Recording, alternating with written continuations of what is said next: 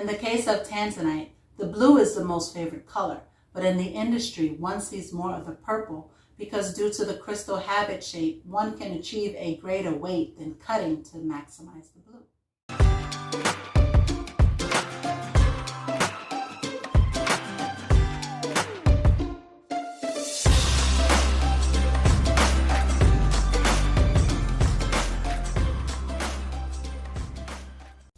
One of the most critical and almost essential elements in creating unique one-of-a-kind gem carvings is you have to build and maintain an enormous inventory of shape and type of carving tools. There are those centered manufacturer tools and plated diamond tools that come in a range of shapes and sizes, but they don't always work for a particular curve or angle.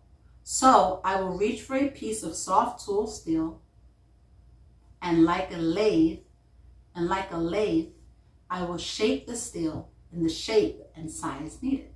This practice dates back hundreds of years, long before there were manufactured diamond-plated or sintered tools one could buy over the counter. Even today, this type of homemade tool is commonly used by cameo and intaglio carvers. You cannot really do the type of work I'm known for by just using over-the-counter diamond tools and products. The gem carver and even the glass engravers will shape steel or copper, then charge it with an abrasive. Nowadays, it's diamond that is in a wide range of particle sizes, depending on whether you require a coarse, medium sanding, or a pre-polished surface. One applies a diamond via a paste in the form of a slurry, and with the simple pressure of the steel against the stone, the diamond particle becomes embedded into the steel and you have a homemade centered like diamond tool. The huge advantage of being able to make your own tool is you can virtually create any size, angle, or shape and not be limited to what is sold over the counter. Plus, commercially made diamond plated tools quickly wear out. Centered diamond tools become misshapen, whereas homemade steel tools can be reshaped as you're working and by constantly applying more diamond slurry to increase the grinding or sanding as you work on the stone. The huge advantage of the sintered diamond tool is they can last for decades over the nickel-plated steel diamond burrs. Though the cost of sintered tools can be at least 10 times the cost of plated steel diamond burrs, they do last for a very long time. I have sintered diamond tools I regularly use almost on a daily basis that I bought 30 years ago. I have no problem paying the huge difference in price up front because I know the tool will last me pretty much the lifetime of my career. I make almost all of my own diamond paste in my studio for several reasons. I can buy the diamond powders at a more reasonable cost than over-the-counter slurries and paste. Plus, I can mix my own stronger concentration of diamond to compound the ratio that one finds in the premix offered. There is a huge advantage in that my work time is shortened because of the stronger diamond concentration that gives me a more aggressive cut as I'm working the gemstone. I also use over-the-counter petroleum jelly, but I've seen the Indians use room temperature coconut butter, beauty cream in China, and other carvers use hydrogenated olive oil. The important fact is the slurry cream is thick at room temperature but melts as one carves away, which generates heat. Thus, it turns to a liquid and flows the ground gemstone powder away from the stone and keeps the gemstone cool from cracking under the heat that is generated, except in Jaipur, India, where the ambient high heat of the day keeps it in a liquid state. You need to have the slurry in a gel-like paste form in order for you to stick it to the steel or copper wheel. Then, with the load of working the stone against the metal, the diamond particles embed themselves into the custom-shaped tool. Basically, one is creating a homemade centered style diamond tool. One keeps adding more diamond slurry to the homemade shaped tool. The diamond particles become embedded into the soft steel, wood, canvas, etc. in the tool, but each material that the same size diamond becomes embedded into leaves a completely different scratch pattern. One of the things I would like to share about the actual act of carving a hard gem material is that once one has negatively cut into the stone with a coarse diamond tool, it can take 5 times that period to polish that negative space. Simply said, if it takes me 1 hour to carve something, it can then take me 5 hours to just sand it smooth and get a water clear polish.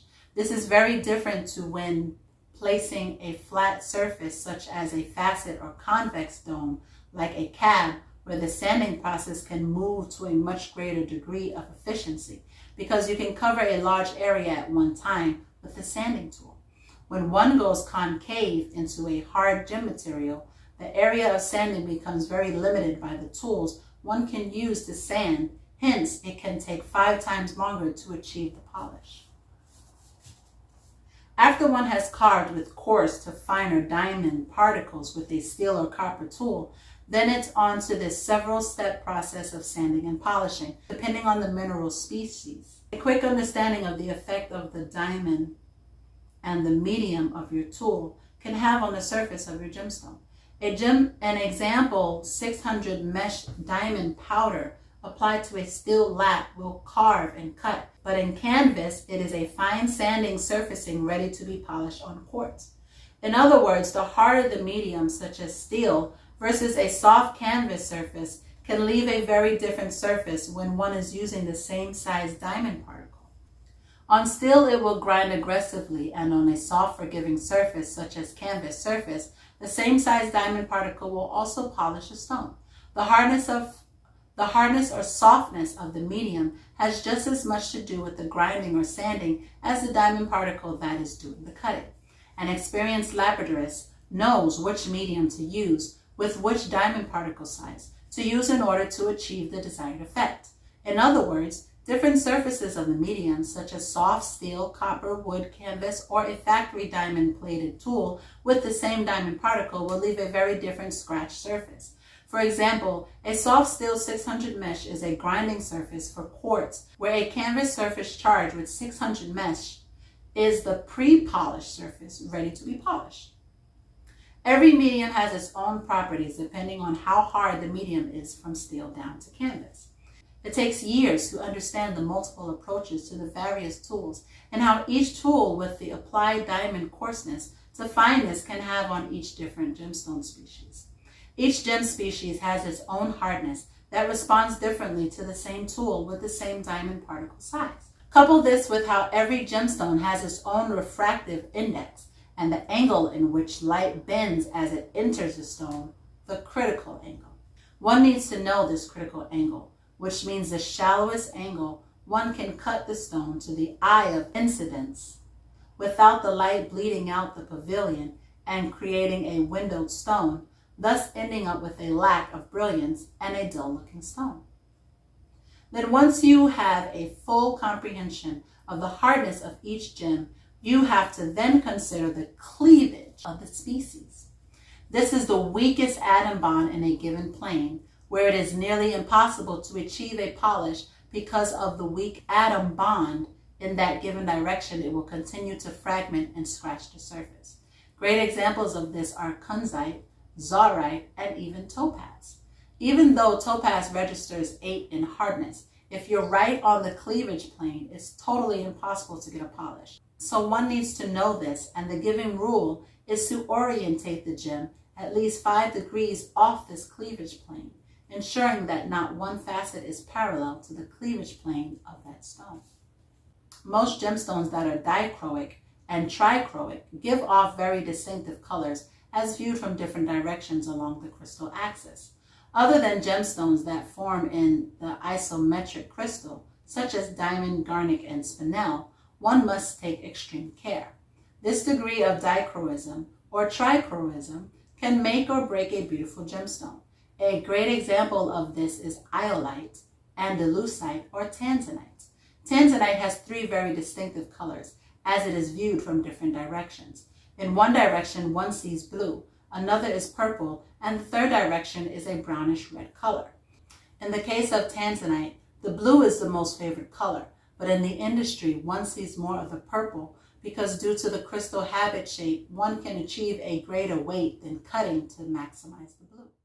Here is where one must diligently balance maximum weight retention to the most desired color. When working with an expensive gem material like tanzanite, this can be a real